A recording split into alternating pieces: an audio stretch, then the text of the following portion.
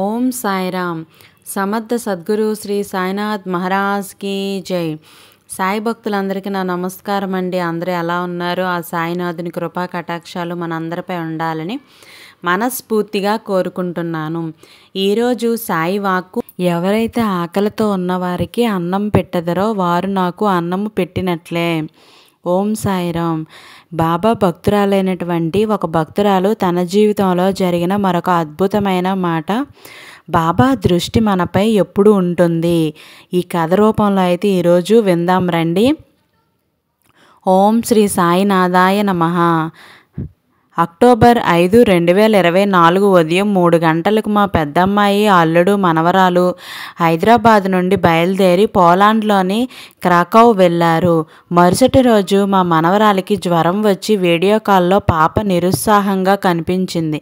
నేను వెంటనే కరీంనగర్లో మా ఇంటిలోని పూజ గదికి వెళ్ళి బాబాకి దండం పెట్టుకొని ఊది నా నుదుటిన రాసుకొని జ్వరం తగ్గిపోవాలని వేడుకున్నాను. బాబా దయతో 2 రోజుల్లో పాపకి జ్వరం తగ్గి ఎప్పటిలా ఉత్సాహంగా అయింది. బాబా దృష్టి మనపై ఎప్పుడు ఉంటుందని చెప్పడానికి ఒక సంఘటన చెప్తాను, వినండి. మా చిన్నమ్మాయి చెన్నైలో మెడిసిన్ పీజీ 3వ సంవత్సరం చదువుతుంది. తాను ఎప్పుడు కరీంనగర్లోని మా ఇంటికి వచ్చిన వరంగల్ వరకు ట్రైన్లో వచ్చి అక్కడ నుండి బస్సులో కరీంనగర్ వస్తుంది. తిరుగు ప్రయాణం మాత్రం పెద్దపల్లి వెళ్ళి అక్కడ సాయంత్రం 5 గంటలకు వచ్చే నవజీవన్ ఎక్స్ప్రెస్ ఎక్కి చెన్నై వెళ్తుంది. ఆ ట్రైన్ మర్నాడు ఉదయం 5:30కి చెన్నై చేరుతుంది. కాబట్టి అమ్మాయి యూనివర్సిటీ హాస్పిటల్కి సమయానికి చేరుకునేందుకు చాలా అనుకూలంగా ఉంటుంది. అలాగే మా అమ్మాయి 2024 అక్టోబర్ 10 గురువారం సాయంత్రం బయలుదేరి శుక్రవారం ఉదయం కరీంనగర్ వచ్చింది. దసరా పండగ అయిపోయిన తర్వాత 14వ తేదీ సోమవారం తను తిరిగి వెళ్ళాలనుకుంది. ఎందుకంటే తను మరునాడు మంగళవారం ఉదయం 8 గంటలకల్లా హాస్పిటల్లో ఉండాలి. కానీ నవజీవన్ ఎక్స్ప్రెస్ ట్రైన్ టికెట్లు వెయిటింగ్ లిస్ట్లో ఉన్నాయి. ఆ ట్రైన్కి తత్కాల్ టికెట్ బుక్ చేయాలంటే అది ఆదివారమే అహ్మదాబాద్ బయలుదేరుతుంది. కాబట్టి శనివారమే టికెట్ బుక్ చేయాలి. అందుకని ఆ రోజు ఉదయం 10కి Tatkal third AC ticket booking open అయ్యే సమయానికి నేను సిద్ధంగా ఉన్నాను. కానీ అనుకోని కారణం వల్ల ఐఆర్సిటీసీ సైట్ ఓపెన్ చేయటానికి 2 నిమిషాలు ఆలస్యం అయిపోయింది. తీరా చూస్తే తత్కాల్ టికెట్లు బుక్ అయిపోయాయి. పోనీ స్లీపర్ క్లాసు బుక్ చేద్దామా అంటే టికెట్ బుక్ అవ్వడం మరింత కష్టం. అందుకని తమిళనాడు ఎక్స్ప్రెస్కి చూస్తే థర్డ్ ఏసీ టికెట్లు చాలా ఉన్నాయి. కానీ ఆ ట్రైన్ ఎక్కాలంటే వరంగల్ వెళ్ళాలి. అయినా తప్పనిసరి ఆ ట్రైన్కి బుక్ చేశాను. తర్వాత సోమవారం వరంగల్లో అమ్మాయిని ట్రైన్ ఎక్కించాను. తను మర్నాడు ఉదయం హాస్పిటల్ సమయానికి చేరుకుంది. ఇప్పుడు ఒక ముఖ్య విషయం చెప్తాను. ముందు రోజు అమ్మాయిని ట్రైన్ ఎక్కించడానికి వరంగల్ వెళ్ళేటప్పుడు వేర్ ఈజ్ మై ట్రైన్ యాప్లో నవజీవన్ ఎక్స్ప్రెస్ రన్నింగ్ స్టేషన్ చూస్తే దాదాపు 6 గంటల సమయం ఆలస్యంగా నడుస్తుంది అని. ఆ ట్రైన్ మరునాడు మధ్యాహ్నం 12:30కి చెన్నై చేరుకుంది అని. ఆ ట్రైను ఎక్కుంటే మా అమ్మాయి సమయానికి హాస్పిటల్కి వెళ్ళలేకపోయేది. బాబా మనల్ని ఎంత నిశ్చితంగా గమనిస్తూ ఉంటారో, రాబోయే ఇబ్బందిని ముందే గ్రహించి దాని నుండి మనల్ని ఎలా కాపాడుతారో ఇప్పుడు అందరికీ అర్థమైంది అనుకుంటా. ఓం సాయిరామ్. నా భార్య చేతికి ఎప్పుడు 2 ఉంగరాలు ఉంటాయి. ఆమె అప్పుడప్పుడు ఆ 2 ఉంగరాలు తీసి ఎక్కడో చోట పెడుతూ ఉంటుంది. అయితే ఆమెకి కొంచెం మతిమరుపు ఉంది. ఆమె 2 నెలల క్రితం ఒకరోజు రాత్రి ఆ 2 ఉంగరాలు తీసి పడక గదిలో డ్రెస్సింగ్ టేబుల్ కొన్న అల్మారాలో పెట్టానని, తర్వాత చూస్తే లక్ష్మీదేవి ఉంగరం లేదని చెప్పింది. దాంతో మేము ఇల్లంతా వెతికాము, కానీ ఆ ఉంగరం దొరకలేదు. ఇంకా నా భార్య ఇంట్లో పనిచేసి అతను తీసుంటాడని అంది. నేను చూడకుండా అలా ఆబండాలు వేయొద్దు అని చెప్పి ఉంగరం దొరికేలా అనుగ్రహించమని బాబాని వేడుకున్నాను. కానీ ఉంగరం దొరకలేదు.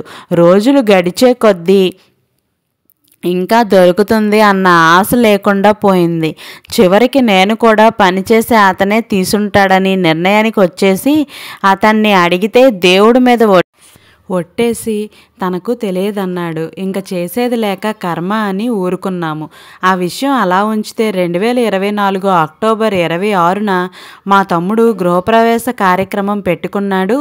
మేము 26న బయలుదేరి హైదరాబాద్ వెళ్ళి గృహప్రవేశ కార్యక్రమానికి హాజరై మర్నాడు 27వ తేదీ సాయంత్రం షిరిడి వెళ్ళదలిచి ముందుగానే ట్రైన్ టికెట్లు, హారతి టికెట్స్ బుక్ చేసుకున్నాం. 26వ తేదీన బయలుదేరి ముందు షాప్లో పని వాళ్ళకి డబ్బులు ఇవ్వడానికి నా భార్య తన డబ్బుల పర్సు తెస్తే 2 నెలల క్రిందట కనబడకుండా పోయిన లక్ష్మీదేవి ఉంగరం అందులో ఉంది. విచిత్రం ఏమిటంటే ముందు రోజు చిట్టి డబ్బులు చెల్లించడానికి ఆ పర్సు తెరిచినప్పుడు ఆ ఉంగరం అందులో కనబడలేదు. షిరిడి వెళ్లేందుకు బయలుదేరే ముందు దొరకడం నిజంగా బాబా మహిమ తప్ప వేరే ఏమీ కాదు. అన్యాయంగా పని మనిషి మీద అనుమానం పడినందుకు నాకు బాధేసి మనసులోని అతనికి క్షమాపణ చెప్పుకొని బాబాని క్షమించమని వేడుకున్నాను. బాబా దయ వల్ల షిరిడి దర్శనం చాలా బాగా అయింది. చాలా చాలా ధన్యవాదాలు బాబా. 2024 నవంబర్ నెల చివరిలో నా కుడి చేయి బొటనవేలు కొద్దిగా నొప్పి పెట్టడం మొదలైంది. నేను తగ్గిపోతుందిలే అనుకున్నాను. కానీ వారం రోజులకి నొప్పి ఎక్కువయ్యి 25వ తేదీన చూసుకుంటే వాచినట్లు కొద్దిగా బుడిపెల కనిపించింది. దాంతో నాకు భయమేసి ఆ వేలుని అలాగే గట్టిగా పట్టుకొని బాబా నొప్పి తగ్గించండి అని బాబాను వేడుకున్నాను. నా ప్రార్థన ముగిసి ఒక్క క్షణం కూడా కాకముందే బడుపు కట్టిన ప్రాంతం నుండి కొద్దిగా చీము బయటికి వచ్చింది. నేను దాన్ని నీటితో కడిగి అక్కడ బాబా ఊది రాసి మళ్ళీ చీము రావద్దు, నొప్పి రావద్దు బాబా అని బాబాని వేడుకున్నాను. బాబా కరుణతో నొప్పి తగ్గిపోయి మామూలుగా అయ్యింది. ప్రణామాలు బాబా. బాబా సాయి చరణం సర్వదా శరణం శరణం అని అనుకున్నాను. ఓం సాయిరామ్. ఈరోజు మీరు ఒక భక్తుని జీవితంలో జరిగిన ఈ కథల్ని ప్రతిరోజు వినాలి అని అంటే ఖచ్చితంగా మీరు సబ్స్క్రైబ్ చేసుకొని పక్కనే ఉన్న బెల్ ఐకాన్ని క్లిక్ చేయండి. బాబా గారు చెప్పే ప్రతి ఒక్క మాట కూడాను బాబా గారి మాటల్లోనే మనకి ఎంతో కొంత సంతోషం అనేది ఉంటుంది. బాబా గారి ప్రేమ అనంతం. అతను మన నిత్య అనుభవం కష్టం వచ్చినప్పుడు అండగా నిలవడంలోని, సమస్య వచ్చినప్పుడు పరిష్కారం చూపడంలోని, శారీరక మానసిక రుగ్మతలను తొలగించడంలోని, అనుకోని ఆపదల నుండి ఆదుకోవటంలోని ఇలా చెప్పుకుంటూ పోతే బాబా ప్రేమ ఎన్నో విధాల మనకు అనుక్షణం అనుభవం అవుతూనే ఉంటుంది. ఆ ప్రేమ ద్వారా మనకు లభించే ఆనందం, ధైర్యం కేవలం మనకు మాత్రమే పరిమితం కాకూడదు. మన అనుభవాలను మన తోటి భక్తులతో పంచుకున్నప్పుడు వాళ్ళు కూడా ఆ ఆనందాన్ని, ప్రేమను ఆస్వాదిస్తారు. అంతేకాదు బాబా పట్ల శ్రద్ధ, అలాగే సబూరి దృఢమై ఉండాలి.